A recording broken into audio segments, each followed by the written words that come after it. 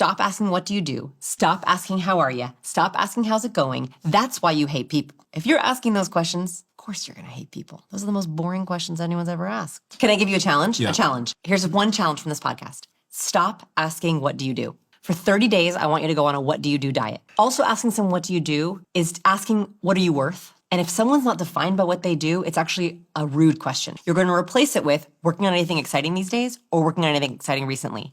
This is permission connection. You ask someone that question, you are giving them permission. If they want to tell you about what they do, oh, they will. If they are not defined by what they do, they'll tell you something better. And that also gives you really good nuggets for the next time you see them when you can say, hey, how was that thing you were working on that was really exciting going? So start with working on anything exciting these days, working on anything exciting right now. Second, what's your biggest goal right now? When you ask this question, you're going to get one of two responses. One, someone shuts you down. Yeah. I don't believe in goals. Not my person. I'm a growth-minded person. If someone says that, I'm like, cool. We're not going to get along very well because I have a lot of goals. Or they're going to be like, oh, let me tell you. And they're going to tell you all about goals. That's also a great thing you can follow up on because then when you see them a month later or a week later or a year later, you can be like, hey, how did that go? Okay, so working on anything exciting. What's your goal right now?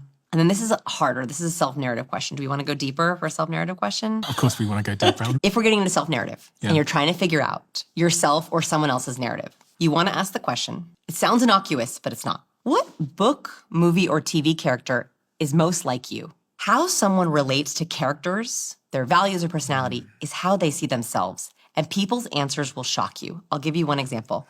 I was friends with someone for 6 years. She's a mom of 3, super funny, super savvy. I was like, she's gonna pick a great TV mom character, that's super savvy and funny. Asked her. She thinks about it for maybe 1 second and goes, Katniss Everdeen's from The Hunger Games.